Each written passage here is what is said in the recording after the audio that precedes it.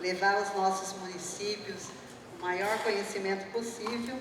E um dos assuntos que nunca sai do foco, né, é o alinhamento do ativo com passivo dos RPPS, o tão falado e necessário ALM, a gestão integrada de ativos e passivos, o futuro do RPPS.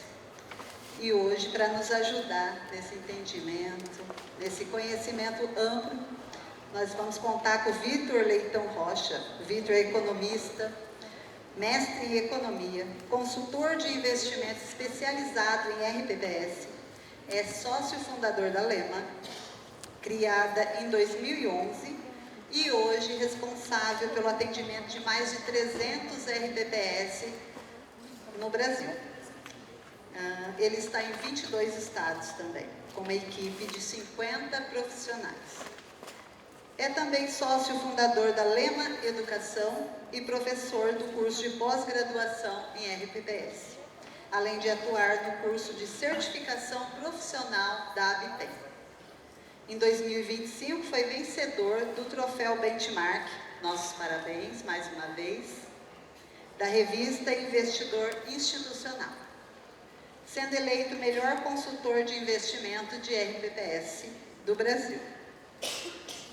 Antes de chamar o Vitor, eu queria dar um comunicado, que a gente vai ter um ato contínuo hoje até às 8.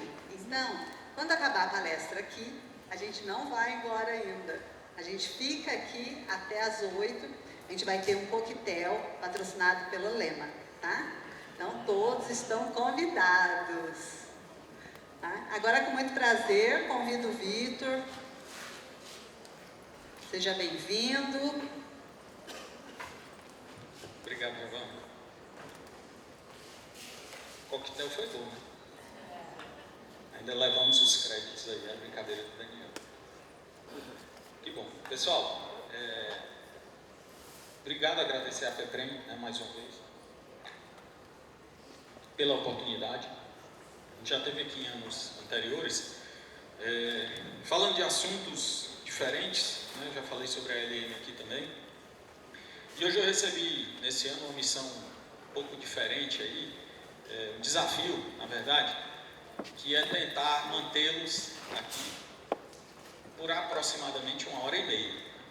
Geralmente esses painéis, vocês inclusive assistiram outros painéis hoje, que estão divididos, né?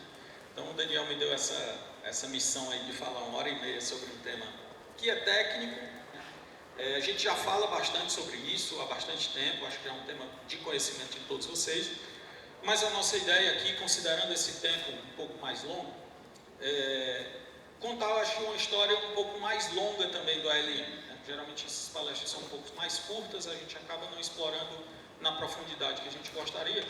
Então eu montei uma apresentação aqui para vocês, que ela está dividida em 6 partes, né? Vou passar obviamente por cada uma delas, mas para a gente começar realmente lá do comecinho e a gente chegar até a parte mais técnica e mais aprofundada do ALM, com exemplos práticos inclusive, tá? Então espero que vocês aproveitem. Como eu vou conduzir aqui, a Giovana está aqui comigo, mas eu vou conduzir basicamente esse período todo só. Eu queria que, se vocês tiverem dúvidas, questionamentos, opiniões, ou quiserem colocar algum caso prático, vocês levantem a mão. Não precisa a gente esperar o final, acho que como a gente vai ficar uma sala um pouco menor aqui, mais intimista, fiquem à vontade, levantem a mão, a gente passa o microfone e a gente vai interagindo. Eu acho que dá até uma dinâmica melhor, não precisando necessariamente esperar até o final, certo? Pode fazer pergunta, viu? Se eu não souber responder, eu digo. Mas vamos lá, deixa eu só...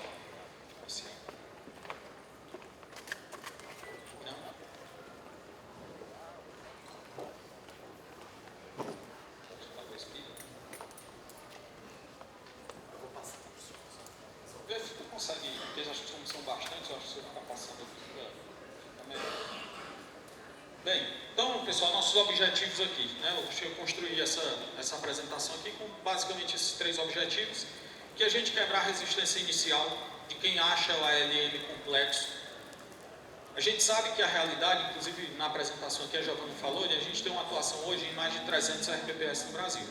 Aqui a gente fala, entre esses 300, são alguns estados, algumas capitais, alguns municípios médios e outros bem pequenininhos. Então a gente tem todo tipo de realidade aqui Brasil inteiro. Então, culturalmente diferentes também. Então, posso dizer para vocês que assim, o ALM ele ainda é uma barreira. Embora não seja um assunto que a gente não considera mais como um assunto novo, mas ele é um assunto que muitas vezes ele é negligenciado. A gente utiliza o ALM em várias situações como uma mera obrigação burocrática. É mais uma obrigação que eu tenho. Ontem, inclusive, a gente estava conversando sobre isso e falando o seguinte, eu estava numa visita até uma RPPS antes de vir para cá, e a gente estava falando sobre isso, assim, a política de investimentos, por exemplo, obrigado. A política de investimentos, muitos RPPS até hoje, a política de investimentos não é novidade para ninguém, todos vocês já tiveram acesso à política de investimentos, dos anos que vocês estão no RPPS. O que é que a gente faz muitas vezes? Eu recebo uma minuta da política de investimentos da minha consultoria, eu aprovo aquela minuta, muitas vezes com poucas considerações, eu submeto aquela política de investimentos para o conselho, ele aprova e eu arquivo, e ali eu só vou falar sobre política de investimentos de novo no final do próximo ano. Aquilo é simplesmente uma mera burocracia. Digo assim, está feito, meu DPIM está regular? Tá. Então, assunto política de investimentos, a gente só vai voltar a tratar no ano que vem. Então ele fica um documento estático e que na prática ele não serve para absolutamente nada, a não ser regularidade do CRP. Só para isso.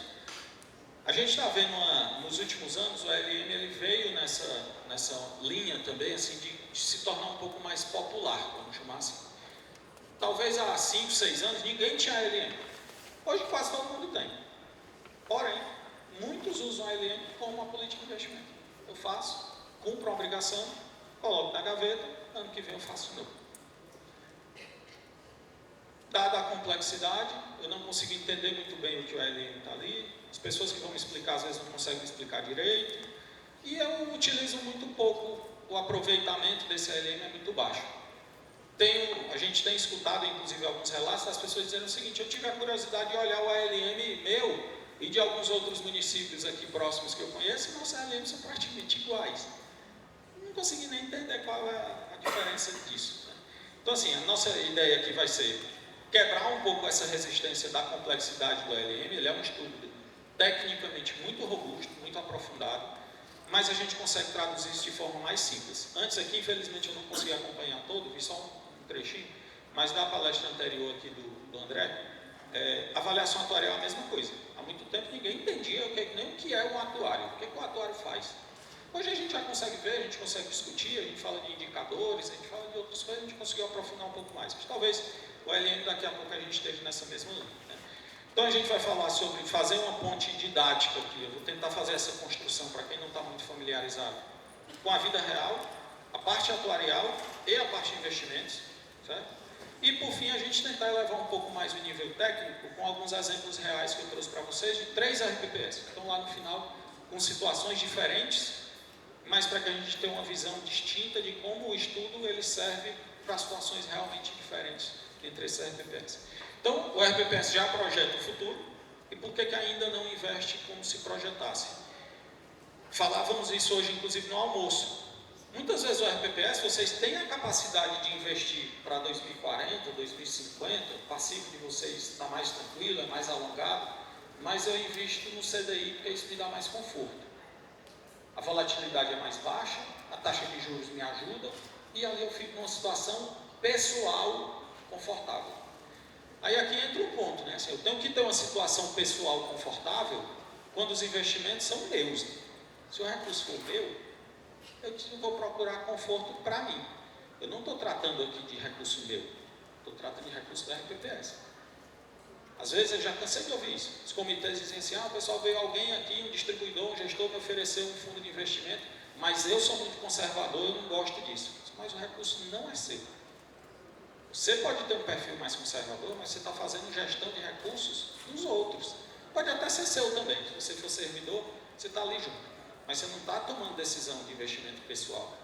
Então, se a gente está falando de previdência, a gente está falando de longo prazo, por que a gente investe como se o recurso fosse nosso? Por que é no curto prazo?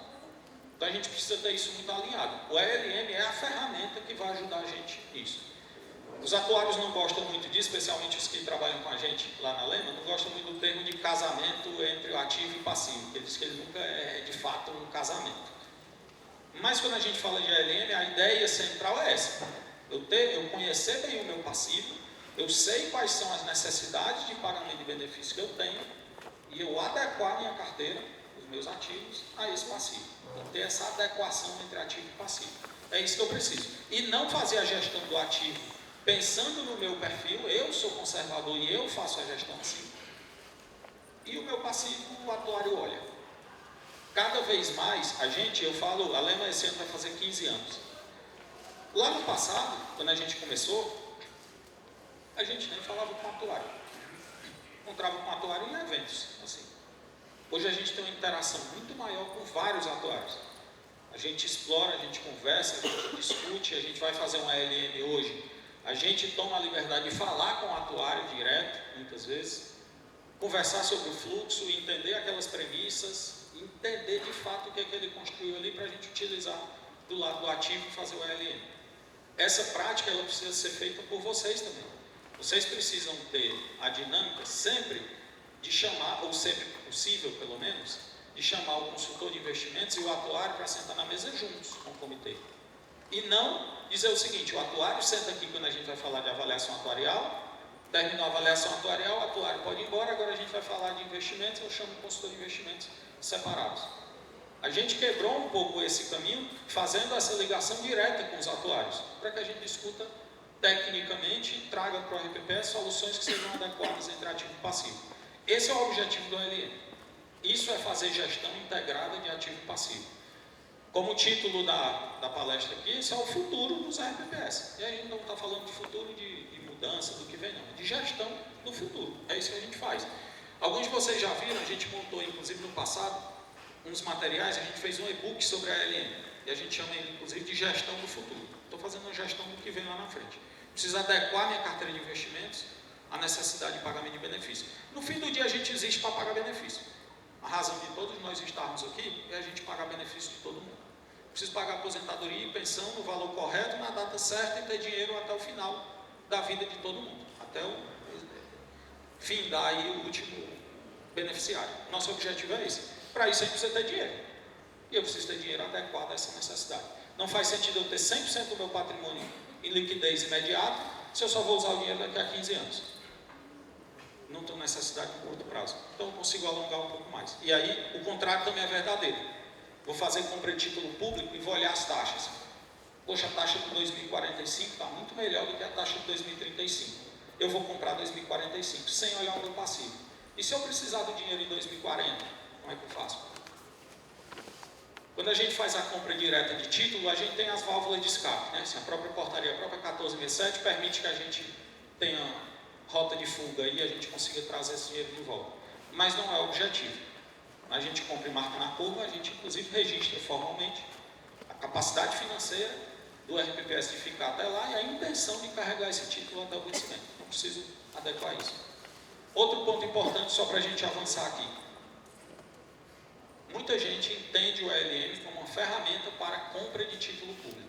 Ele é muito mais do que isso. Esse é um ponto.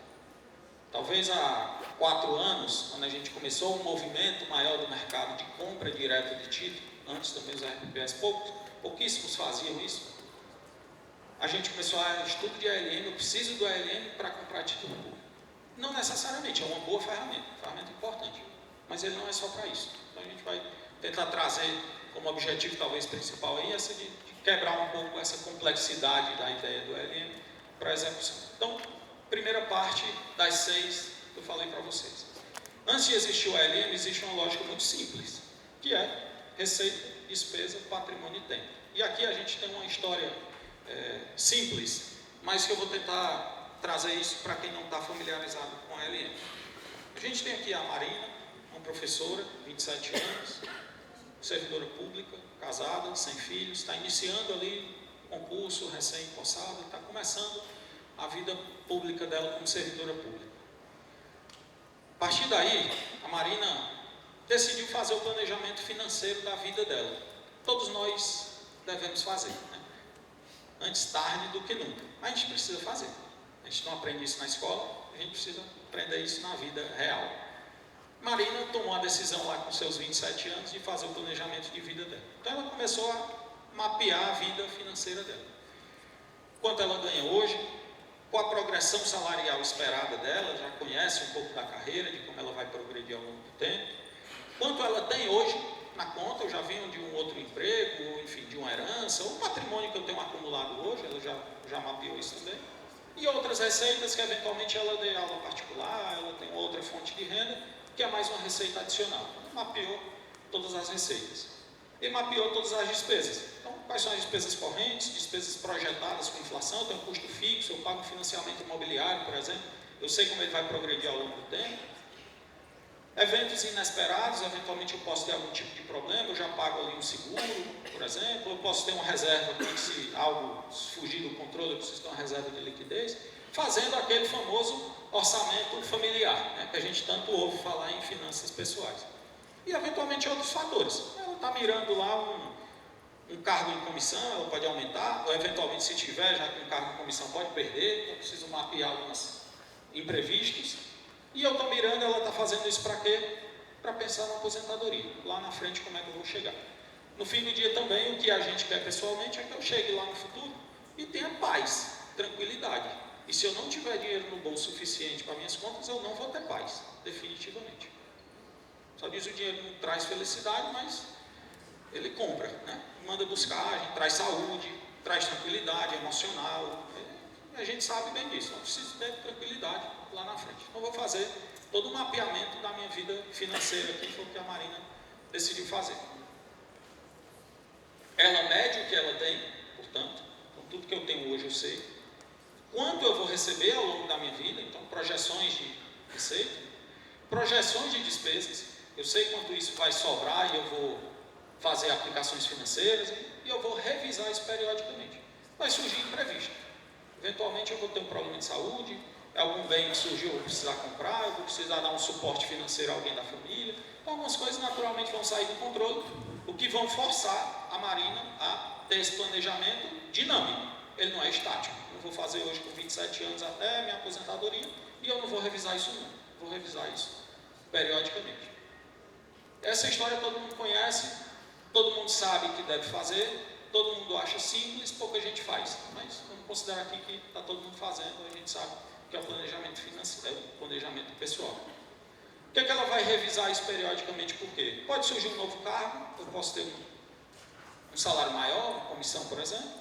Nova despesa, pode surgir. Eu tive um filho, ela é sem filhos, daqui a pouco eu tenho um filho, então preciso ter um plano de saúde, eu preciso pagar uma escola, preciso pagar alguém, uma babá, por exemplo, enfim, vou ter despesas novas.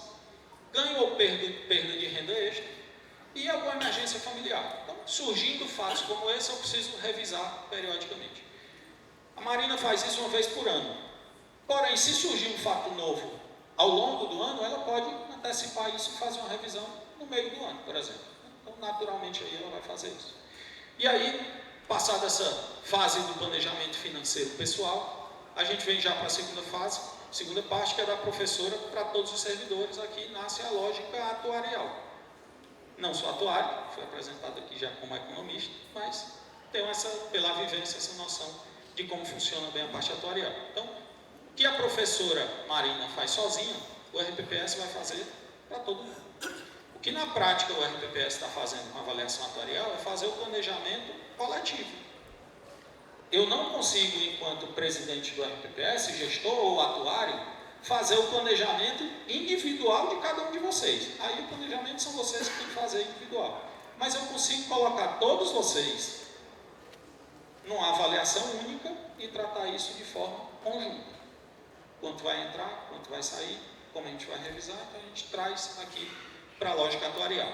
Então, a gente já viu que a Marina faz a partir dos dados que ela mapeou.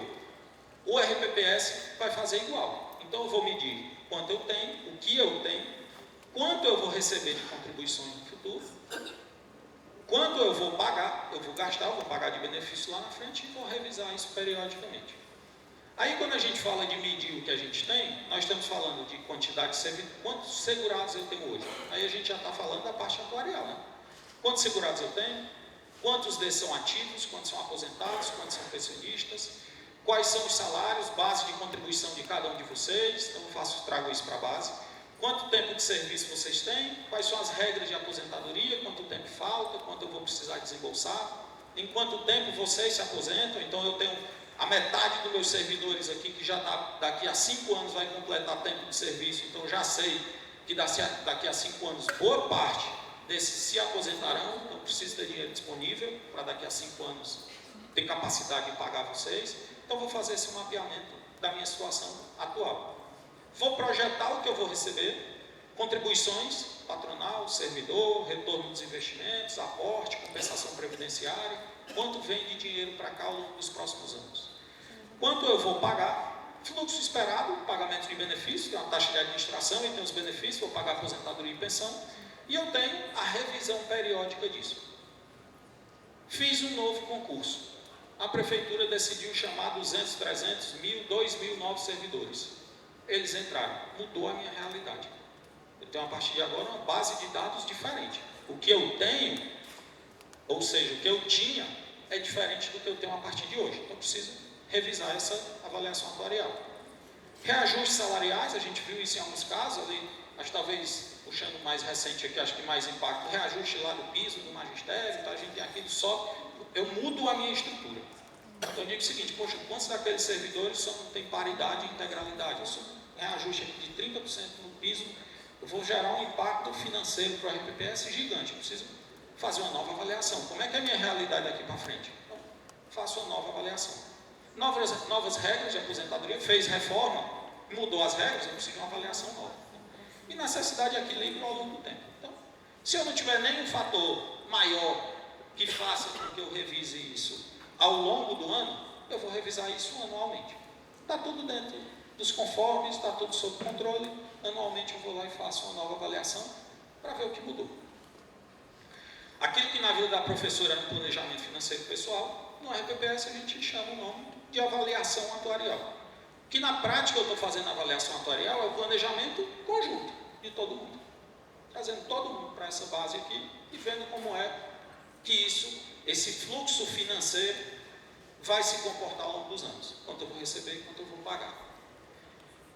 A avaliação atuarial vai responder perguntas sobre quanto o plano tem hoje, quanto eu preciso pagar lá na frente, quando essas saídas serão mais intensas. Então, no exemplo que eu dei aqui, se a metade dos servidores vai completar tempo de serviço daqui a 5 anos, é possível que boa parte dos servidores dê entrada na sua aposentadoria, eu vou ter um peso financeiro muito maior daqui a 5 anos. Então, preciso me preparar para isso. Qual o comportamento esperado do passivo ao longo do tempo? Então, como é que esses pagamentos se comportarão ao longo do tempo?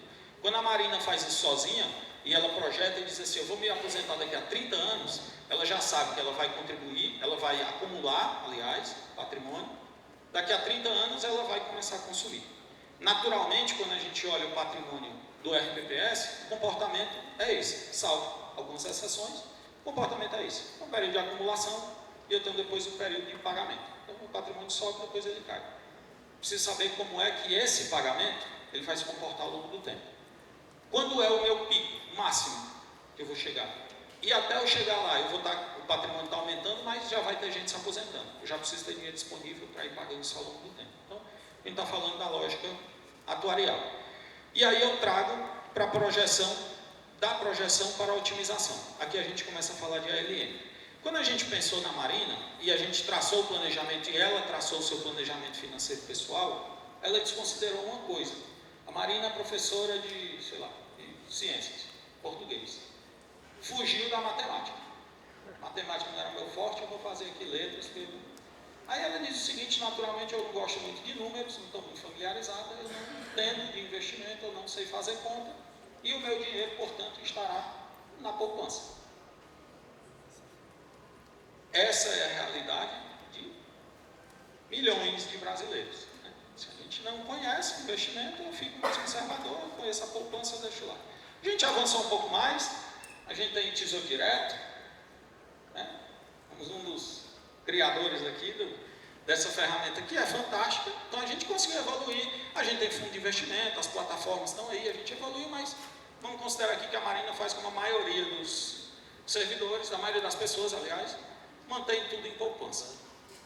No RPPS, eu faço a avaliação atuarial, eu conheço a minha situação financeira, ou seja, eu sei quanto eu tenho, eu sei a minha projeção, consegui mapear bem a avaliação atuarial, eu atualizo os dados, então eu tenho um número do meu patrimônio, onde ele está investido, quanto ele rentabiliza, eu tenho os dados da avaliação atuarial, meu atuário é muito bom, ele presta conta, apresenta, a gente entende, conhece, mas eu estou sempre fazendo a gestão de recursos, olhando para o curto prazo.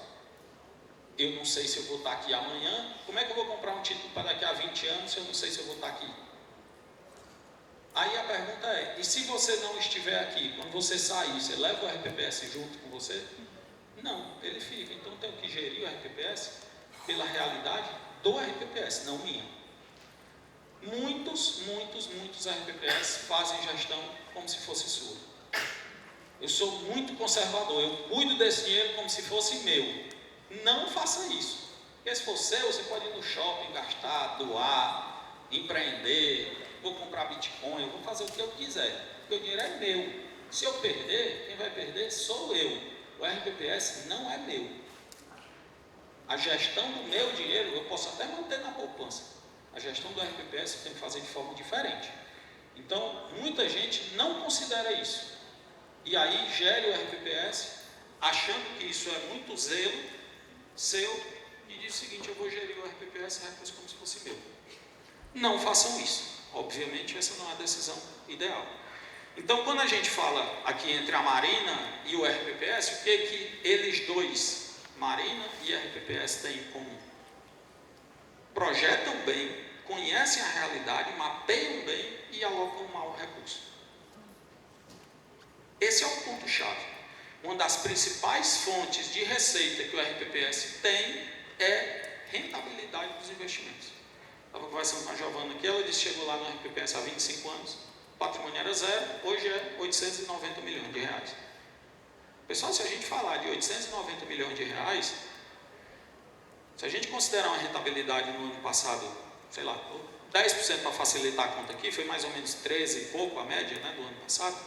Falar de 10%, nós estamos falando de 90 milhões. Para 13%, estamos falando de quase 100 milhões de reais de rentabilidade, de receita oriunda de rentabilidade de investimentos.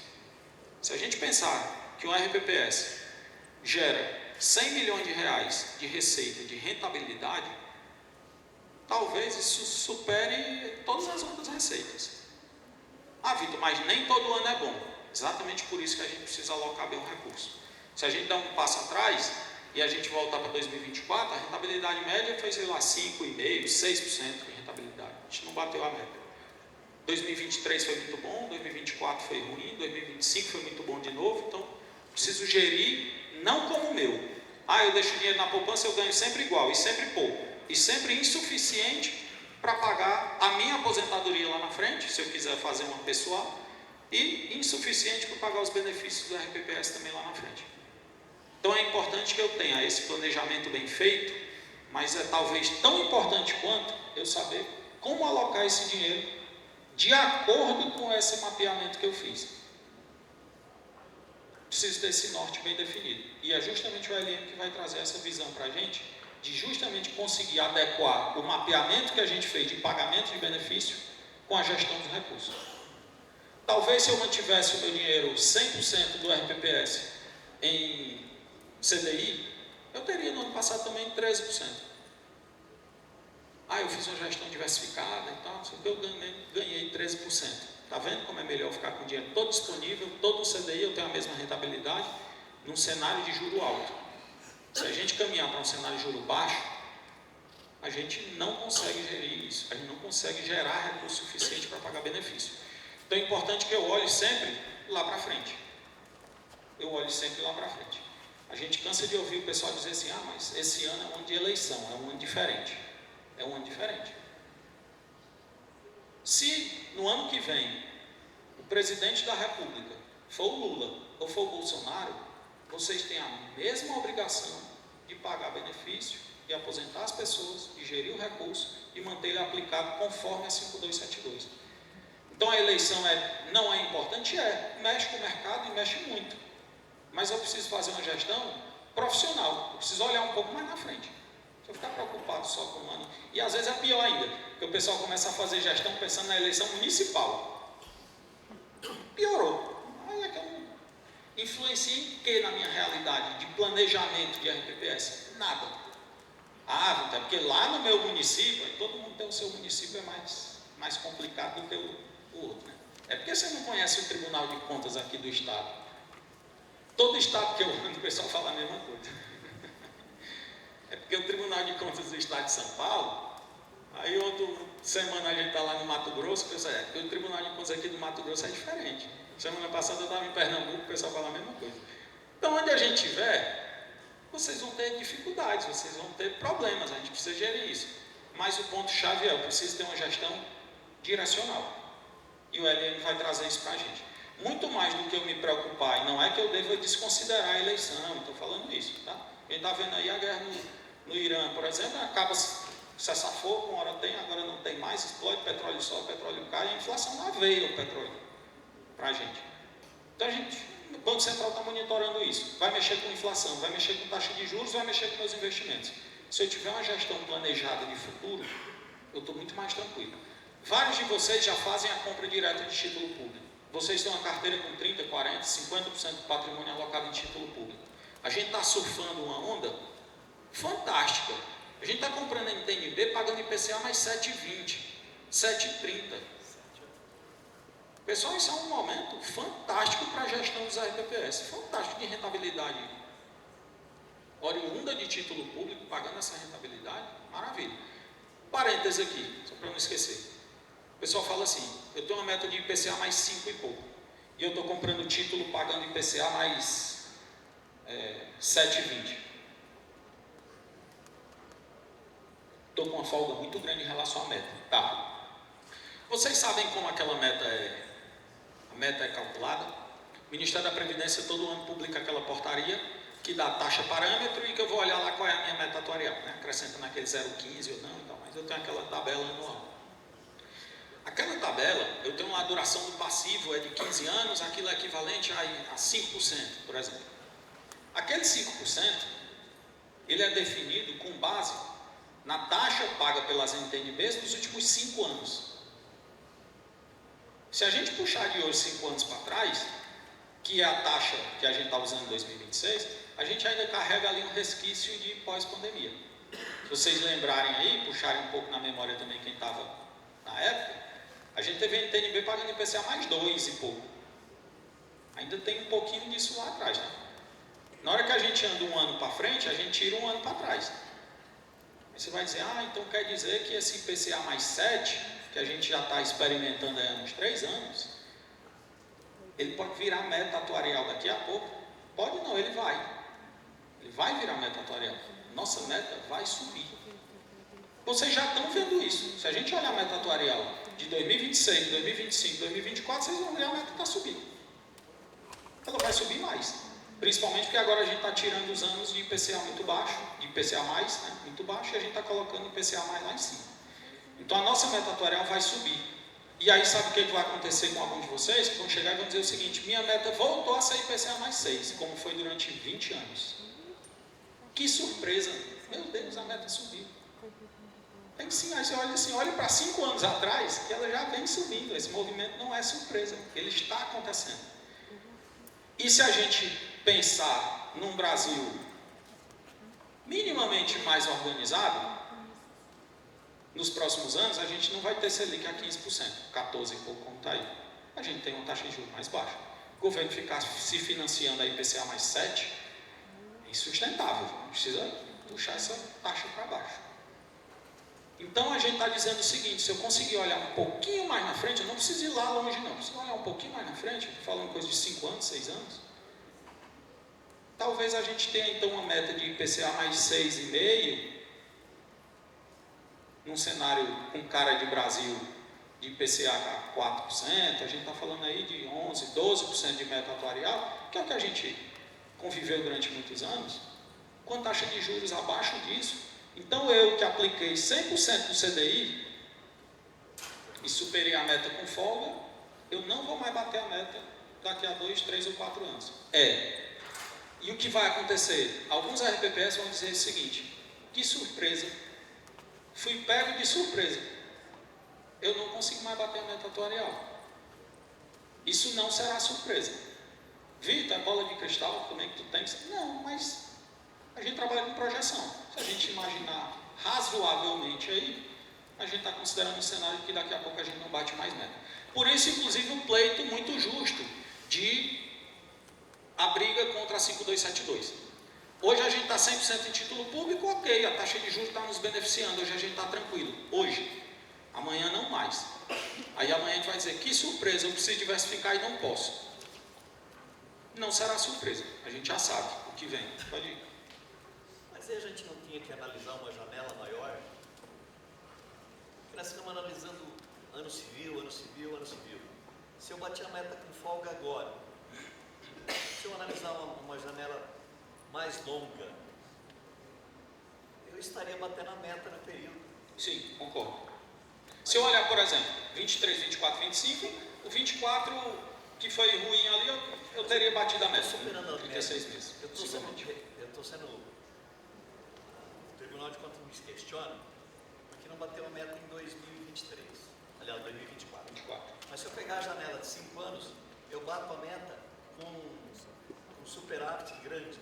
Sim. Não consigo entender o porquê que na.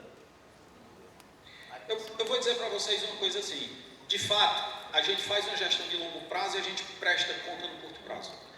A gente ainda tem um porém, porque a gente presta conta no curto prazo e a gente faz uma fotografia de 31/12. Se eventualmente eu tive 2 meses ruins que prejudicaram meu resultado, mas em janeiro e fevereiro eu melhorei, eu não consigo fazer uma análise de 6 meses, porque eu tenho que parar em 31/12. Infelizmente essa é a regra, mas eu vou dizer para vocês uma coisa. 2 coisas. Uma é, tenham certeza, e vocês já estão experimentando isso também, que os tribunais de contas, e não é só em São Paulo, estão evoluindo tecnicamente muito. O Tribunal de Contas os tribunais que a gente tinha há 5 anos são completamente diferentes dos tribunais que a gente tem hoje, falando tecnicamente. Eu vou mostrar já para vocês aqui uma cartilha, que eu não sei se todos já viram, que o Tribunal de Contas do Estado de São Paulo publicou antes de ontem, com orientações sobre investimentos. Há 5 anos isso era impensável. Há 10 anos eu diria que isso era impossível. Eu ter uma atuação ativa dos tribunais orientando, mandando cartilha sobre posicionamentos de investimento. A gente está evoluindo. Isso tem um lado bom, eles estão mais conscientes. Isso tem um lado ruim para quem não vai fazer a coisa direito, porque eles vão bater mais forte em cima. Eu já soube que essa semana, inclusive, o Tribunal de Contas estava fazendo treinamento, os auditores estavam fazendo treinamento lá no tribunal, daqui do Estado, sobre investimentos. Então, o nível está subindo. É possível, e aí o que eu quero dizer para fechar esse ponto da prestação de contas em 31/12, é que cada vez menos eu acho que a gente deve se preocupar com isso. Eu sei que a gente é cobrado, eu sei que a gente vai ser cobrado, mas os tribunais estão maduros ao ponto já suficiente de entender que se eu aplico na bolsa e a bolsa cai, faz parte do jogo. O tribunal não está mais preocupado, os tribunais, falando sempre de uma forma geral, tá? Os tribunais não estão mais tão preocupados porque você investiu na bolsa e a bolsa caiu 10%. Ele quer saber o seguinte: qual foi a motivação dessa sua decisão? Como e por que você tomou essa decisão? Quem participou da decisão? Não, isso aqui foi o distribuidor, ofereceu esse fundo passou por uma análise do comitê, o comitê gostou, pediu um parecer para a consultoria disse que estava ok, a gente voltou para o comitê, a gente eventualmente submeteu ao conselho ou não, dependendo de cada um, e a gente aprovou a alocação. O tribunal vai dizer, ok, faz parte do jogo. Eu não tenho como saber se a bolsa vai subir ou vai cair, mas fez o processo correto? Fiz. Segue o fluxo. Por que eu estou dizendo isso? Porque eu acho, e a percepção que a gente já tem é, cada vez nós seremos menos cobrados por 31/12. Se ele entende que a sua gestão é bem feita, é estruturada, é rastreável, essa é a palavra do momento. Rastreabilidade. Os seus processos são rastreáveis, eu sei o que você está fazendo e você consegue me comprovar, porque quando eu digo que você comprou bolsa e você me conta a história de que o distribuidor veio aqui, ofereceu, o comitê gostou, a consultoria avaliou, o comitê validou de novo, a gente fez a execução, ele vai dizer, maravilha, o processo é esse, agora me dá aqui a documentação. Você vai dizer, eu não tenho. Então, preciso documentar. Se eu tiver isso rastreável, tá ok. Se eu fizer uma gestão em que eu comprovo que a gestão é ativa, o comitê é atuante, o comitê discute, avalia risco, avalia retorno, avalia os custos, faz o monitoramento de se decidiu não fazer mudança na carteira e eu não bati a meta, faz parte do jogo. Seguir o processo, seguir um fluxo definido, seguir, vamos em frente. Faz parte. Então, cada vez, eu acho que a gente vai se preocupar menos com isso. Cada vez a gente vai se preocupar menos com o curto prazo. Cada vez mais a gente vai conseguir olhar para o longo prazo. Isso já está acontecendo. Quem está em RPPS há 5, 10 anos, estou falando que já está no segmento há 15 anos. Há 15 anos era terra arrasada. Cada um fazia o que quisia. Auditoria de TCE em fundo de investimento, pedia regulamento do fundo. Me mande os regulamentos dos fundos. Está na CVM. Hoje não. Participei do congresso lá da Abipem agora em março. E um dos painéis que eu participei estava com 2 auditores. Estava com o Sarkis, né, do conselheiro, né, do TCE aqui, e com o Rafael, que é auditor do Tribunal de Contas do Paraná. E a gente falou lá sobre isso. Eu até brinquei porque algum de vocês estava lá, participou desse painel? Alguns de vocês, né? Eu até brinquei lá que eu disse para eles assim, ó, a apresentação dos 2 aí foi feita com inteligência artificial. Quem usa conhece. Vê lá se foi feito. Os 2 usaram inteligência artificial. Nós ainda estamos fazendo ata na mão. O tribunal está fazendo auditoria com inteligência artificial. O que é que vocês acham que vai acontecer? Vai dar ruim para a gente. Não tem outro. O Tribunal de Contas do Paraná fez uma auditoria e mapeou vários fundos de investimento e apontou alguns RPPS, eu não me lembro quantos, lembro o número de RPPS, eu lembro bem do valor que foi 22 milhões. Eles disseram o seguinte, a gente encontrou 22 milhões de ineficiência de pagamento de taxa de administração. O que o Tribunal de Contas do Paraná fez foi o seguinte, vocês estão pagando taxa de administração de 0,50, 0,80, 1%, quando tem fundo similar da mesma instituição que cobra 0,20. Por que você está lá e não está aqui? Quando eu faço essa diferença de taxa de administração, eu disse, os RPPS pagaram 22 milhões de reais de taxa de administração indevida. Como é que ele fez isso? De forma automatizada. Rastreou todo mundo, mapeou e está aqui o resultado. Quem são os RPPS? Foi em cada um e disse, me justifique por que você paga 1% de taxa no fundo DI quando você tem outro aqui que cobra 0,20. Aí haja gestor gaguejar e vira gato. Veja bem, eu não tenho justificativa. Não tenho justificativa. Isso é gestão. Eu estou pagando taxa para um fundo similar, porque o bancão lá aproveita e cobra a taxa mais cara e você deixa lá e você não percebeu isso. Rentabilidade, dinheiro na mesa que eu estou deixando. Estou dando 22 milhões de reais para os bancos. Isso é só com o bancão, geralmente. Estou dando 22 milhões de reais para os bancos, quando isso podia estar aqui, eu com um déficit atuarial gigantesco. Então, a gente está avançando, os tribunais estão avançando, a gente precisa avançar junto. Né? Isso aqui é projetar, é uma coisa, a gente avalia, a gente mapeia, a gente precisa alocar bem. Esse é um ponto importante. Então, o OLM é um estudo técnico que vai aproximar a estratégia dos investimentos da dinâmica do passivo. Preciso trazer isso para a minha realidade. É o ALM que vai responder o que não foi sequer perguntado até agora. Qual o prazo médio do meu passivo? Eu vejo lá a duration do passivo, a duração do passivo. Inclusive é o que eu uso para calcular da minha meta atuarial. E o que é isso? Sei não, sei que serve para calcular a meta atuarial. Então, em quanto tempo? Em média, eu vou pagar meus benefícios, ponderado pelo volume de recursos. Assim, quanto tempo, em média, os meus servidores vão se aposentar? Em média, 15 anos. Aí você disse, não, porque tem um concurso que foi feito agora que tem um monte de gente que vai se aposentar em 2025. Ou daqui a 25 anos. Essa duration ela é ponderada, não é uma média simples, é uma média ponderada pelo volume de desembolso. Então, se eu tenho um volume maior de gente se aposentando em 15 anos, eu vou trazer. Naturalmente, quanto maior essa duração do passivo, melhor. Mais longo é o meu fluxo, mais eu consigo olhar para o longo prazo. Quanto mais curta é a minha duration, mais pressão eu tenho de fluxo de caixa de curto prazo. Se a gente tiver 50 RPPS aqui nessa sala diferentes, nós temos 50 realidades diferentes. A gente precisa analisar um a um. Por mais que a duração do passivo seu seja igual a do outro, a gente pode ter características que vão além disso. Isso é um indicador. Quando haverá maior pressão de caixa, qual a estrutura da carteira conversa melhor com esse perfil? Eu vou um pouco mais de frente, eu consigo alongar mais o prazo, eu consigo encurtar mais. Qual o risco o plano suporta? Então eu consigo tomar um pouco mais de risco. Eu consigo compor minha carteira, por exemplo, com 2, 3, 4, 5 FIPs por exemplo? Talvez. Tem RPPS que não. Tem um cliente nosso, que é um cara muito bom tecnicamente, está no RPPS ainda, deficitário financeiramente. Então, tinha um patrimônio razoável lá, mas o RPPS deficitário financeiramente. Ou seja, o patrimônio estava caindo. Por ser um cara que é economista, um cara que é de mercado, que conhece, que gosta, adora olhar fundo estruturado. Acho que ele se sentia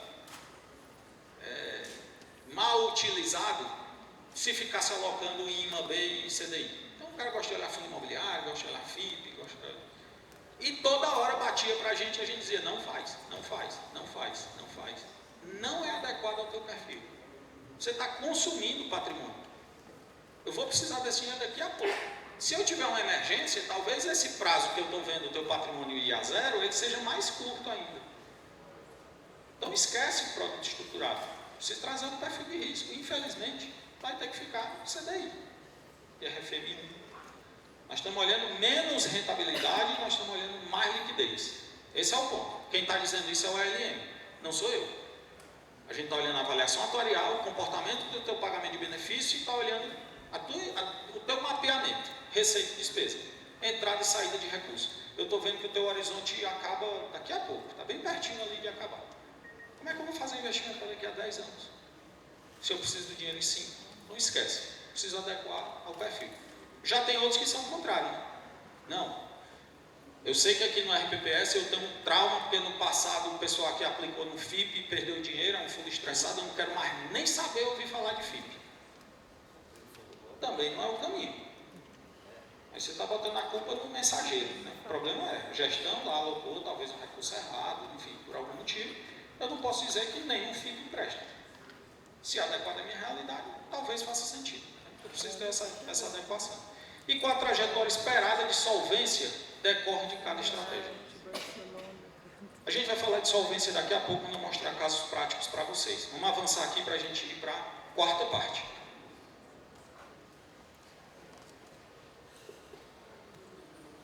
O ALM na prática normativa. Por que ele deixou de ser opcional? Por que muitos de vocês fazem ALM para cumprir tabela? O ALM é obrigatório para quem está no nível 2. O que a gente faz? Eu quero ir para o nível 2, compro um ALM e guardo na gaveta. Mando o áudio todo para a gestão, tiro para a gestão e... Ok, obrigado. Daqui a 3 anos eu vou renovar o projeção, preciso de outro ALM. Até lá, estou tranquilo. Hoje, a ALM não é só boa prática, é uma exigência regulatória e de governança. Vou mostrar para vocês alguns trechos, e a gente vai entrar nessa quarta parte um pouco mais densa, mais normativa, mas ela é curta, mas para que a gente entenda e vocês percebam, se não perceberam ainda, que quem está falando isso para vocês é a norma, não sou eu. Primeiro ponto, portaria 1467, artigo 102, que trata da política de investimentos. Política de investimentos deverá contemplar, no mínimo, vocês perceberam aí que eu fiz alguns cortes, tá? Inciso segundo, no que se refere à definição da estratégia de alocação dos recursos, o RPPS deverá, não é poderá, o RPPS deverá, verificar os prazos, montantes e taxas das obrigações atuariais presentes e futuras do regime, com o objetivo de serem estabelecidas estratégias de alocação, de carregamento das posições e de desinvestimentos compatíveis com as obrigações do plano de benefício, de forma a manter o equilíbrio econômico e financeiro entre ativos e passivos do RPPS. O que a portaria está dizendo aqui para a gente? Eu preciso ter um ALM. Eu posso até ter uma outra ferramenta, eu posso até criar uma outra forma de monitorar isso. A norma em nenhum momento ela cita ALM. Ela cita que a gente deve compatibilizar os ativos com os passivos. A forma que eu vou fazer eu escolho. O mais comum que a gente usa é o ALM. Mas, isso é importante, a norma está trazendo. Pode ir.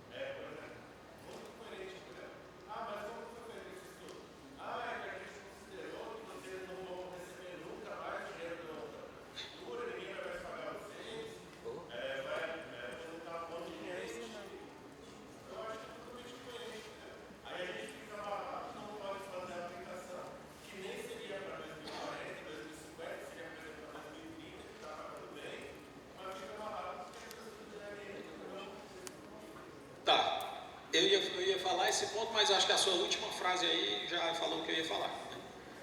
Talvez o estudo tenha sido mal feito. E aí, o que a gente faz nesse caso? Aplica esse estudo de ALM? Não. Eu recomendaria que vocês fizessem outro estudo de ALM. Talvez com outra pessoa. Ou talvez trouxesse o atuário e o consultor de investimentos para a mesa, é o que eu falei no começo. Vamos discutir juntos aqui. Por que você, que fez o ALM, considerou isso? Que eu não vou ter mais...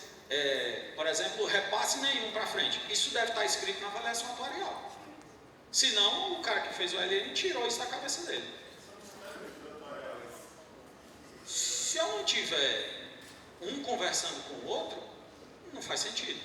Porque aí eu tenho que ver aqui do lado do atuário. Por isso que eu disse para vocês no começo, que muitas vezes a gente fala direto com o atuário, às vezes para entender. Se a gente percebe que tem um fluxo muito estranho, que é muito ruim, ou que é muito bom, ou que tem algo que a gente vai conversar. Explica o que é isso aqui.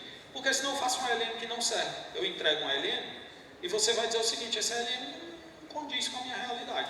Talvez eu não usei o fluxo correto, o atuário mudou a avaliação e eu não sabia. Então a gente precisa trazer. Mas aparentemente aí é um estudo que ele não está conversando com a parte atuarial. Se tiver estudo do cálculo atuarial, dizendo que estudo vai receber mais repasse, então até o déficit atuarial está. Tá. Então, assim, de fato.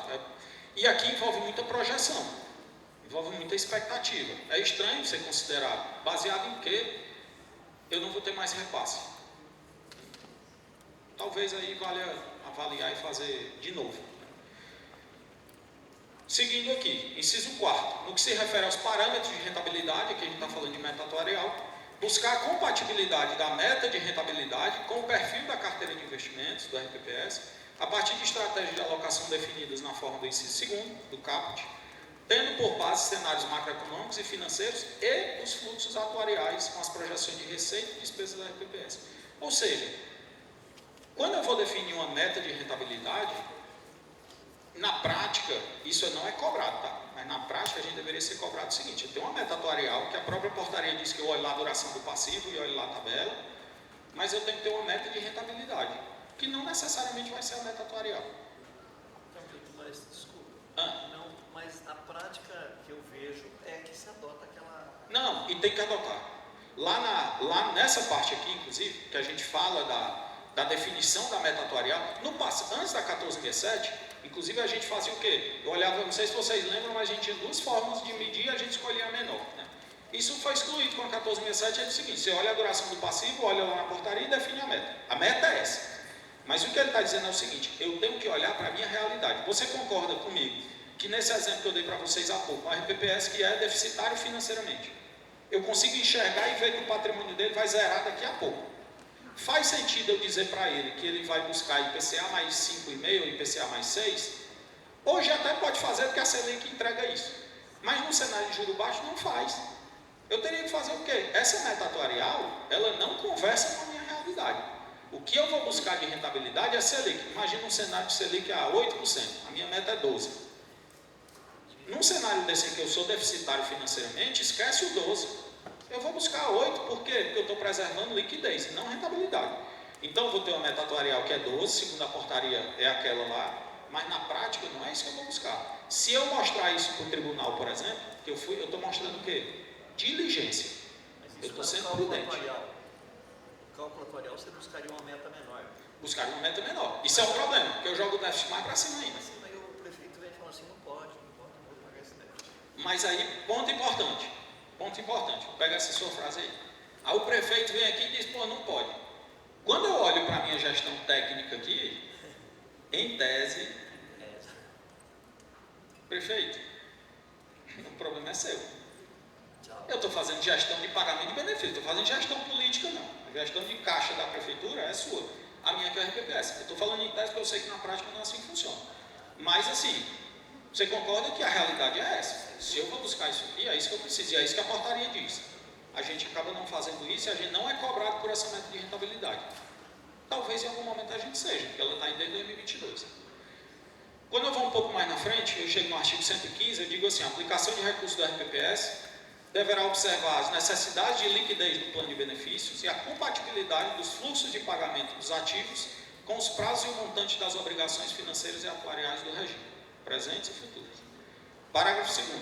A rentabilidade e os fluxos projetados deverão estar em consonância com a política de investimentos, considerar eventuais descasamentos de fluxos de ativos e passivos que acarretem risco de reinvestimento dos recursos a taxa de retorno inferiores às da carteira corrente. Por que eu quis trazer esse segundo ponto aqui? Porque eu vou voltar para aquele exemplo que eu dei para vocês de alguns gestores que dizem assim: eu cuido desse dinheiro como se fosse meu. E como eu não sei se eu vou estar aqui daqui a 5 anos, eu prefiro comprar em TNB para daqui a 3 ou daqui a 4, porque a taxa é até maior do que a taxa de 20 anos. Então, se eu tenho uma taxa que em 2030 me paga mais do que o 2050, eu prefiro comprar 2030, porque eu consigo enxergar aqui mais perto. Qual é o ponto aqui que eu estou incorrendo em problema de novo? Eu estou considerando uma percepção pessoal minha e não do meu fluxo de ativo e passivo, e eu estou incorrendo num risco gravíssimo de reinvestimento. Daqui a 5 anos, esse dinheiro volta para a conta. Se tudo der certo, a gente tem um Brasil mais organizado, um Brasil melhor, a gente tem uma taxa de juros mais baixa, mais compatível com a nossa realidade, esse dinheiro cai na conta e você não consegue reinvestir a mesma taxa. Só que você só precisava do dinheiro em 2050. Mas você, por um capricho pessoal, achando que está fazendo uma boa gestão e trazendo tranquilidade para você, você prefere comprar de prazo mais curto. Aí você diz o seguinte: mas eu estou justificando por quê? Porque 2030 me paga mais do que 2050. Mas a taxa de 2050 era compatível com a minha meta, era compatível com o meu fluxo atuarial e seria muito mais adequada à minha realidade do que o 2030. O risco de reinvestimento está aqui na portaria. E muitos desconsideram. Muitos desconsideram. Mas eu fiquei meio assustado quando você falou que hoje nós estamos vivendo essa compra de título público aí, é a nossa salvação. E eu tenho comprado bastante título público. Mas eu fiquei assustado porque você falou, às vezes daqui a algum dia você não vai estar batendo meta. Mas você concorda comigo que imagina o seguinte. Mas isso aí é que está o detalhe. Vamos fazer eu vou jogar num prazo lá tão extenso se eu não tenho previsibilidade na economia do Brasil e na economia do mundo. E se você não comprar título público, você terá?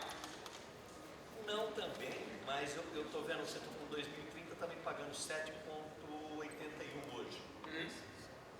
Se eu comprei nesse prazo aí, eu vou ter uma rentabilidade de 7,81 até 2030. Vai. Se eu comprar na marcação na curva, se eu comprar para 2050 com uma taxa de 7,30, eu vou ter uma rentabilidade até 2030 de 7,30. Compatível com a minha meta de rentabilidade. Sem dúvida, mas só que eu vou ter, até 2030, eu vou ter um rendimento maior do que eu teria se eu comprar. Sim, eu vou ter, exatamente. Eu estou abrindo mão. O que eu estou fazendo nessa hora? Se eu compro 2050 ao invés de comprar 2030. Lá em 2050 eu vou ganhar meio ponto percentual a menos. Eu estou garantindo que eu vou ter uma rentabilidade de 7,30 por 25 anos. Talvez eu estou ganhando meio por cento a mais por 2030 e aí eu vou incorrer em risco de reinvestimento. Você pode dizer, mas pode ser que em 2030 o título esteja pagando 8,5. Provavelmente o Brasil já quebrou nessa hora aí. Mas se eu tiver um cenário desse, eu não sei. O que eu estou fazendo? Eu estou trabalhando num cenário de incerteza. Eu estou comprando 2050 porque o meu fluxo é compatível e eu estou garantindo uma taxa por um prazo mais longo. Eu continuo na dúvida aí pelo seguinte.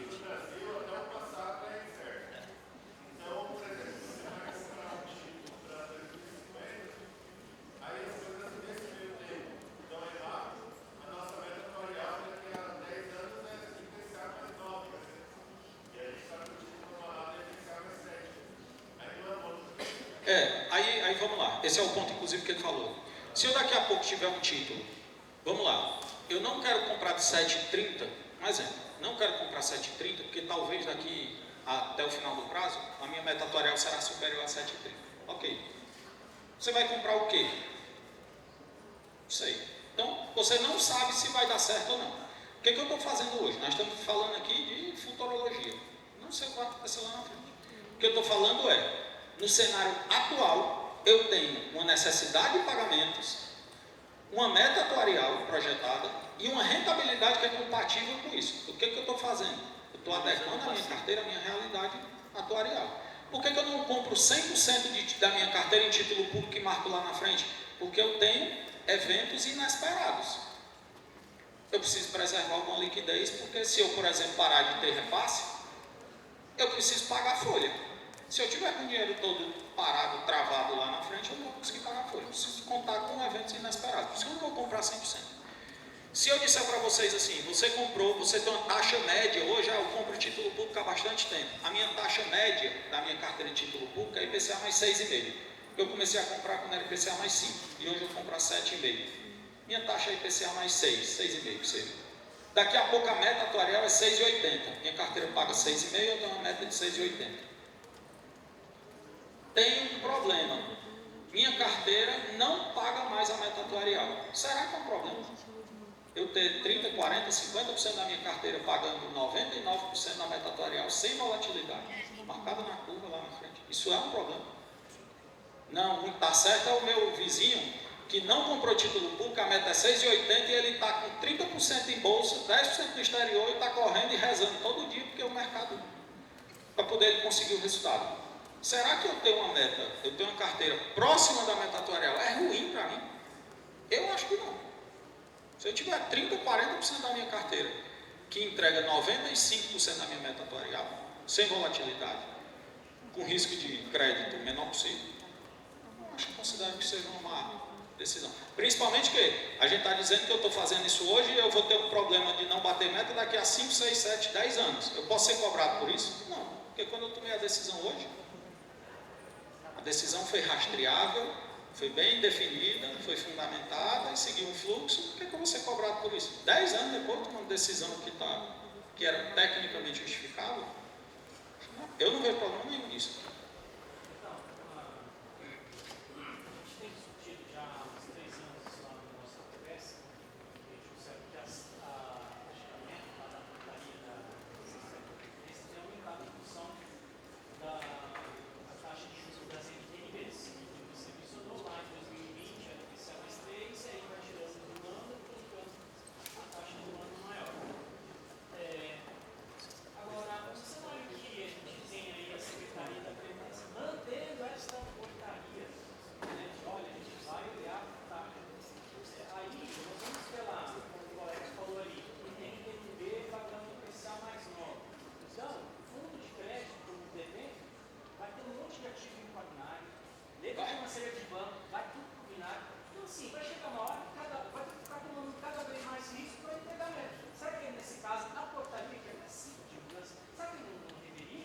Talvez. Ponto aqui, eu não sei se conseguiram ouvir, assim, talvez esse modelo, essa metodologia de definição da meta atuarial, se ela continuar subindo, ela não pode ser revista daqui a pouco e a gente mudar a forma. Possivelmente. Até porque se a gente começar de fato, eu vou precisar para buscar a meta, eu vou precisar incorrer em níveis de risco cada vez maiores. Talvez isso mude. Né? Eu até acho que sim. Porque aí você, de fato, o Ministério, que não é o perfil do Ministério da Previdência, estaria meio que, entre aspas, aqui, empurrando a gente para tomar mais risco. Está dizendo, tua meta está subindo, corre atrás dela, você precisa entregar essa meta. Então, o primeiro princípio é a segurança. Sim, o primeiro princípio é a segurança, exatamente. Isso mesmo. Então, vamos avançar aqui, que o nosso tempo está passando. Resolução, artigo 6º. Agora eu mudei da portaria para 5272. As aplicações e a continuidade dos investimentos, prestem atenção no detalhe, a sutileza. As aplicações e a continuidade. Então, se você não estiver fazendo nada, só estou dando continuidade ao que eu estava, você seguir a portaria, mesmo assim. Nos ativos dos investimentos, nos ativos de que trata o artigo 3º, que é o que fala do que são os ativos, né, deverão observar a compatibilidade dos ativos investidos com prazo, montante e taxa das obrigações atuariais presentes e futuras do RPPS. Para garantir essa compatibilidade, a gente tem que manter procedimentos e controles internos formalizados para a gestão do risco de liquidez. Não posso aplicar o dinheiro lá para o futuro se eu preciso dele no curto prazo, no prazo mais curto. E o segundo, realizar o acompanhamento dos fluxos de pagamento dos ativos, assegurando o cumprimento dos prazos e dos montantes das obrigações do regime. O que a resolução está trazendo para a gente aí? Que a gente deverá atestar a compatibilidade dos ativos com os passivos. Pode ser outra metodologia, mas hoje o que a gente tem é um ALM, certo? Preciso atestar. O debate deixou apenas de ser: eu posso investir nisso? Posso ir para lá? Eu posso vir para cá? Eu posso fazer isso? E passou a ser: faz sentido investir nisso diante do meu passivo? Minha realidade permite eu tomar mais risco? Ao invés de eu comprar CDI, eu comprar IMAB, eu comprar um FIP, isso é compatível com a minha realidade? Esse é o ponto. A governança, o LM fortalece a governança do processo, eu fico mais seguro. Esse é a cartilha que eu falei para vocês. Não sei se todos viram, foi publicada segunda-feira. Está aí, o QR Code inclusive vai levar vocês para lá, eu deixei aqui, acho que depois vocês, enfim, vai ficar disponível a apresentação, mas, entre aspas aí, a apresentação da cartilha diz que o presente documento aborda as diretrizes para investimentos e, primordialmente, as diligências necessárias às alterações normativas introduzidas pela resolução. Não estou falando de resultado, estou falando de diligência no processo decisório, certo? Alguns recortes, não vou ler tudo aqui para a gente não perder muito tempo. No item 3 dessa cartilha, ela tem 40 e poucas páginas, não é muito extensa não. Cuidados dos investimentos RPPS. A seleção das alternativas de investimentos disponíveis no mercado exige uma análise criteriosa que busca otimizar a relação entre o risco assumido e a necessidade de cumprimento dos pagamentos dos compromissos previdenciários. Outro ponto, o mesmo item. No que tange à liquidez, a gestão deve contemplar as obrigações de curto, médio e longo prazo, alinhando os fluxos de resgate às projeções do desembolso da entidade. Alinhamento de ativo e passivo. De novo, esse é o cuidado nos investimentos da RPPS. Item 4, novidades trazidas pela resolução. Em suma, para o controle externo e para os gestores, o tribunal está dizendo isso, a norma reforça que a solvência necessária para o pagamento de benefícios futuros depende de uma gestão técnica, digitalmente rastreável e indissociavelmente vinculada ao equilíbrio atuarial. Indissociavelmente é pesado, né? Os investimentos indissociavelmente precisam estar vinculados ao equilíbrio atuarial. É atuar em investimento andando junto. 7.4. Gestão. Tais dispositivos da resolução demandam não apenas o cumprimento legal normativo, mas o monitoramento proativo de risco, necessidade de decisões fundamentadas, de modo a assegurar que as reservas dos regentes sejam, ao longo do tempo, compatíveis com as obrigações atuariais. Pessoal, se o tribunal não estiver falando que vocês têm que ter uma gestão de ativo e passivo alinhada, eu não sei o que ele está falando aqui. Eu só consigo enxergar isso. Isso aqui é o ponto que o tribunal está dizendo para vocês, uma orientação escrita, publicada antes de ontem. Esse é o ponto, certo? Quinta parte, o LM como ferramenta de gestão, casos reais e distintos. Aqui é o fluxo de um RPPS, que, coincidentemente ou não, é o exemplo que eu estava dando para vocês agora há pouco. A RPPS está deficitário financeiramente. Quando a gente olha para esse fluxo aí, o que a gente está vendo? Que em 2029 o patrimônio é zero. Então esse estudo foi feito em 2025 e que a gente percebeu o seguinte: em 2025 eu tinha um patrimônio, aqui na última coluna, de 494 milhões, ele vira 434, 257 zero. Ou seja, eu só consegui enxergar 4 anos na frente. O patrimônio zerou.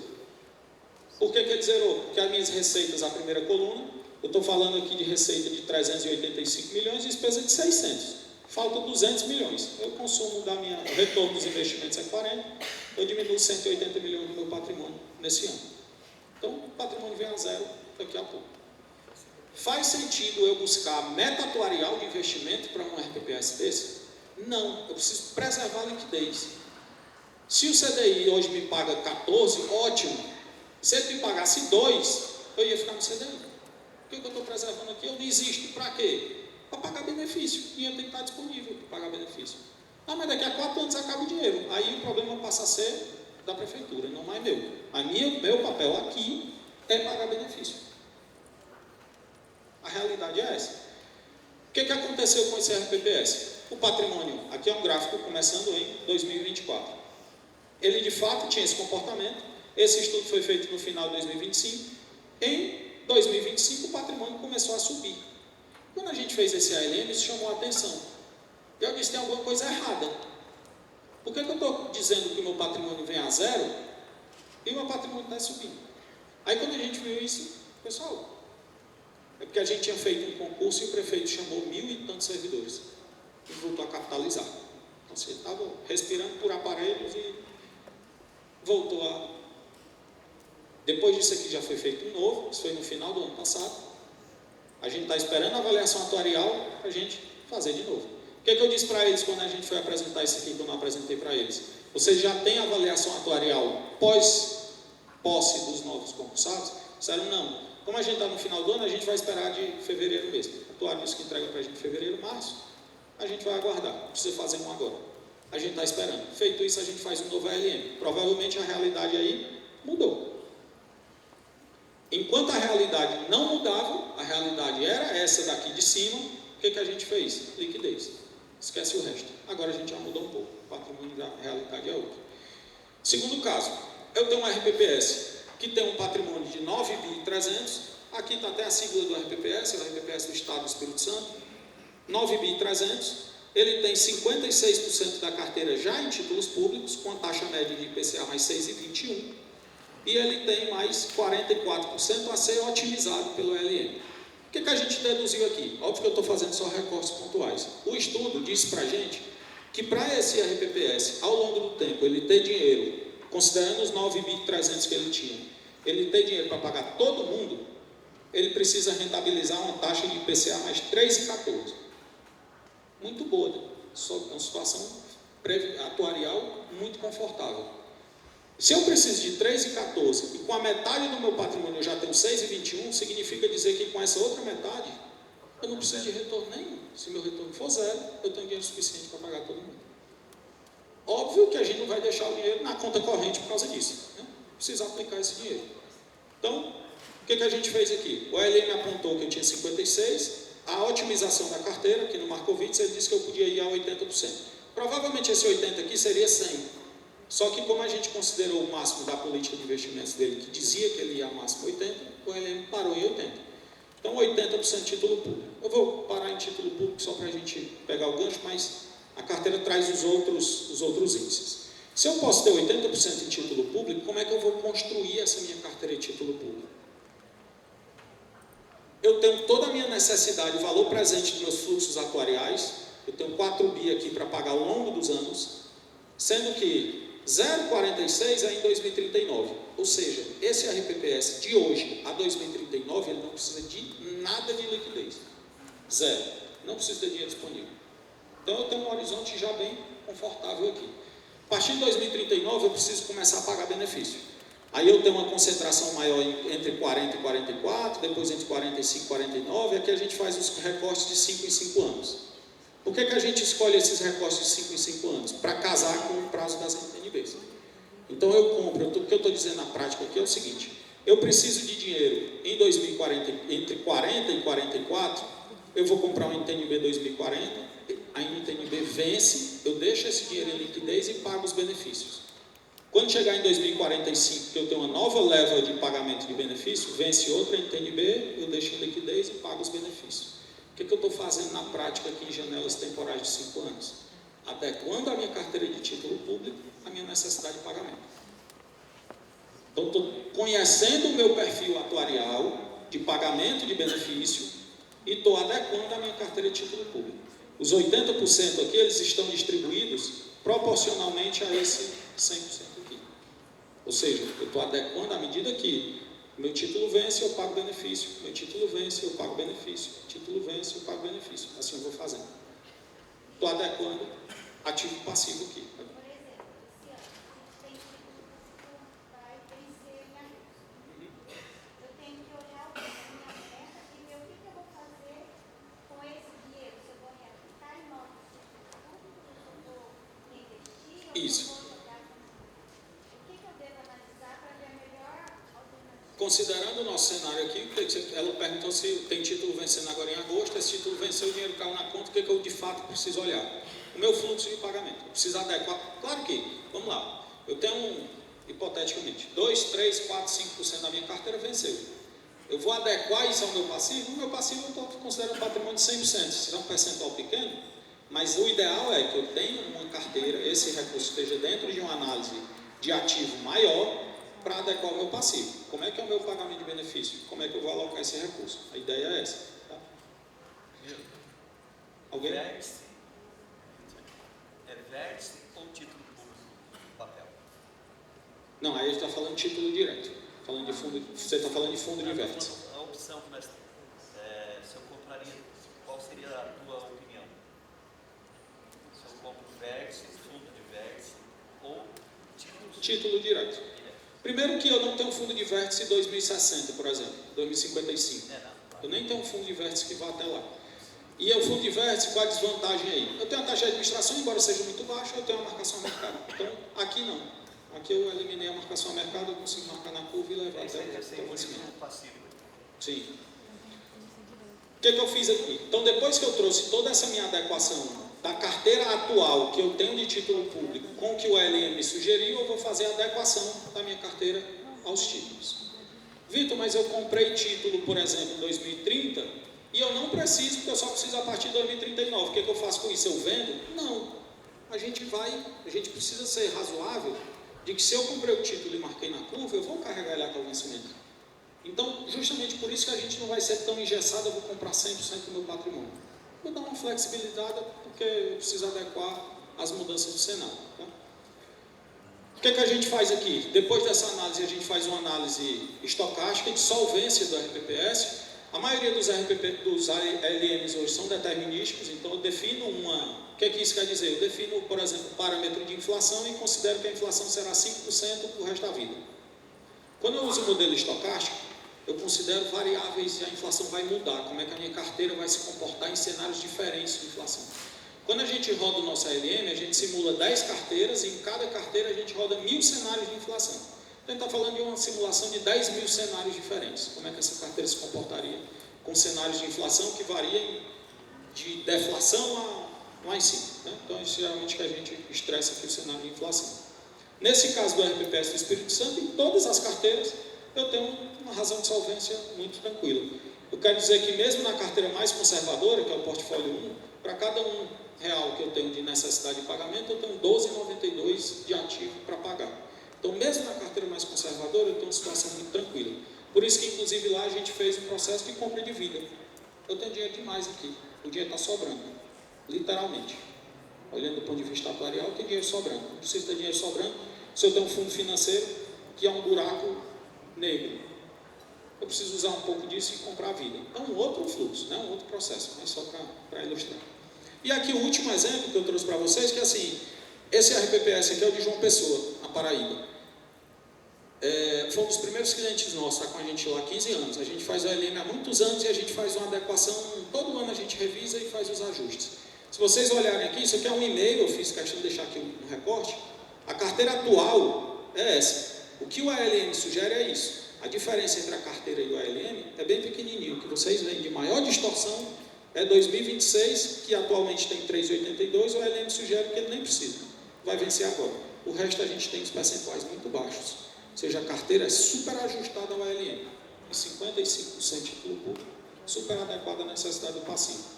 E os outros 45% estão alocados em outros ativos. A carteira de título público é essa. Para a gente fechar, comitê como protagonista da gestão de investimentos. Estou falando muito para vocês aqui, quando a gente fala de ALM, o colega ali falou, deu um exemplo de um ALM que ele achou que não funcionou. Estou dando um exemplo de ALM nosso aqui para vocês. Mas quem vai definir a gestão desses investimentos nem é o atuário dele lá, o consultor, nem é a gente, são vocês. Vocês precisam entender que o papel é de vocês, de fazer isso. Se eu faço um ALM super robusto, bonito, análise de solvência, coisa mais linda do mundo, e você guarda na gaveta, de nada ele serviu. A construção do ALM precisa ser conjunto com vocês. Precisa saber perfil, risco, precisa saber o que vocês pensam. Se eu tenho uma análise, por exemplo, de que o Brasil agora é a bola da vez, vai bombar, e o comitê de vocês acha que o Brasil vai para o buraco, não faz sentido eu fazer um ALM apontando para lá se vocês estão olhando para cá. A gente precisa adequar essa realidade, usar premissas que sejam aplicáveis a vocês. Não adianta eu dizer para vocês que vocês não vão ter nunca mais repasse patronal, se a realidade de vocês não é essa.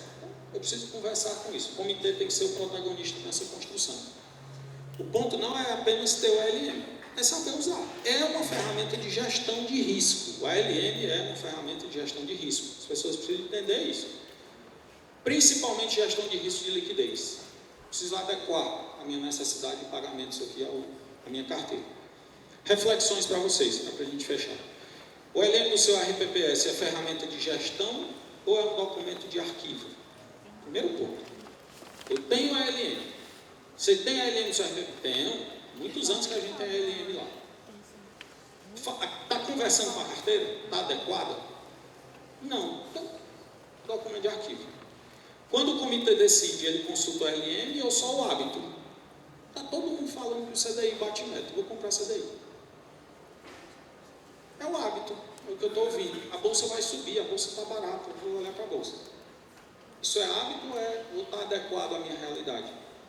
O LM entra na discussão da política de investimentos ou entra apenas na prestação de contas? Eu preciso entregar para a gestão, eu preciso mandar lá para o Tribunal de Contas, eu só tenho para isso. Ou não, eu uso isso de fato como ferramenta de gestão.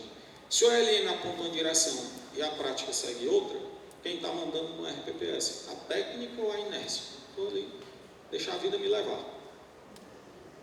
Eu vou ver para onde eu vou. Está todo mundo olhando para cá, eu vou também. Isso me dá conforto. Comportamento de manada. Está todo mundo falando que a bolsa está barata, estou vendo todo mundo no Congresso falando que vai comprar a bolsa, eu vou comprar também. Então a gente tem esse cuidado e essa percepção. Tá? Para a gente encerrar, vocês precisam entender, de fato, que o ALM ele é uma ferramenta. O ALM não tem resposta absoluta, ele não é o dono da verdade. A gente utiliza aqui, pessoal, na construção disso aqui, muita estatística, muita média, e a gente sabe, tem aquele, que é bem clichê, mas é verdade, se eu tiver com a cabeça no congelador e os pés no forno, na média eu estou super bem, mas eu já morri. Né?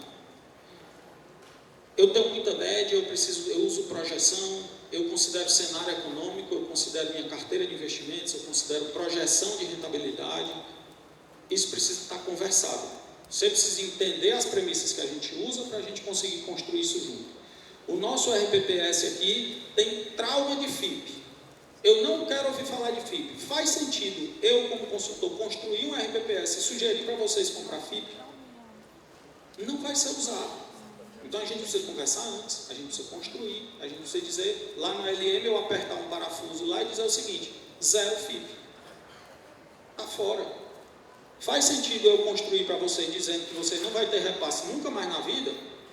Se não é a realidade de vocês, não faz sentido. Isso está mal adequado para a realidade.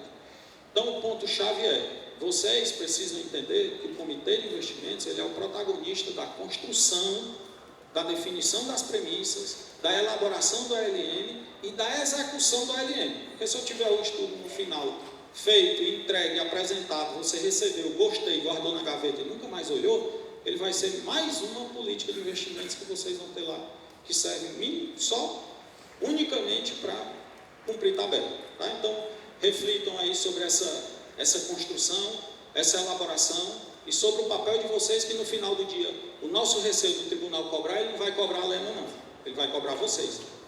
Obrigado, pessoal.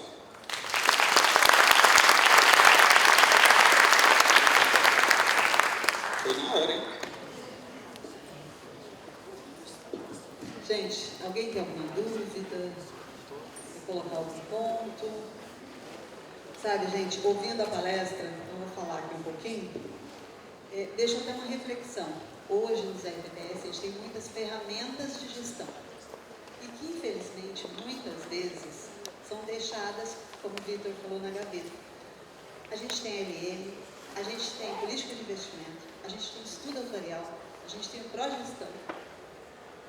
E aí? Estamos usando? Ou a gente apenas faz porque é obrigatório? O que faz com que não usemos as ferramentas? É falta de conhecimento? É gestão? É estrutura organizacional? Porque muitas vezes nós não conseguimos fazer gestão porque estamos sobrecarregados, né? Mas é algo que a gente precisa sim levar para os RPPS e conversar, chamar o comitê de investimento, os conselhos, e começar a ver isso, porque as ferramentas existem, são ótimas, são excelentes ferramentas, né? E o que está faltando? E, assim, eu vejo isso pelo RPPS, que eu estava também, né?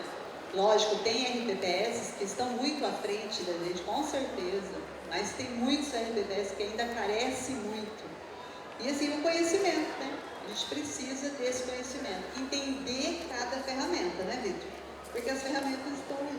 mas a gente recebe e muitas vezes não consegue entender. Outro dia eu fui visitar um instituto que me pediu uma ajuda, eu falei, mas você tem as ferramentas, você tem os dados. Não, eu não tenho. Não, você tem. Pega lá seu estudo atuarial que eu vou te mostrar que está aqui. Então, assim, você percebe que, infelizmente, a pessoa faz tanta coisa dentro da RPPS e não dá tempo. Então, assim, uma reflexão para nós, né? Tirar um tempo, começar a ver isso, onde está o problema realmente, né? E será que a gente consegue resolver isso? Né? Mas ter essa boa vontade, né? Essa vontade de resolver, né? E isso eu não falo só para vocês, falo para mim também, né? Para todos nós. Mas eu acho que vale a reflexão para a gente pensar sobre isso. Gente, foi um prazer estar com vocês e prazer maior ainda ter o Vitor aqui, que foi excelente a palestra. Meus parabéns. A APEPREM oferece um mimo. Muito obrigada. Foi ótimo.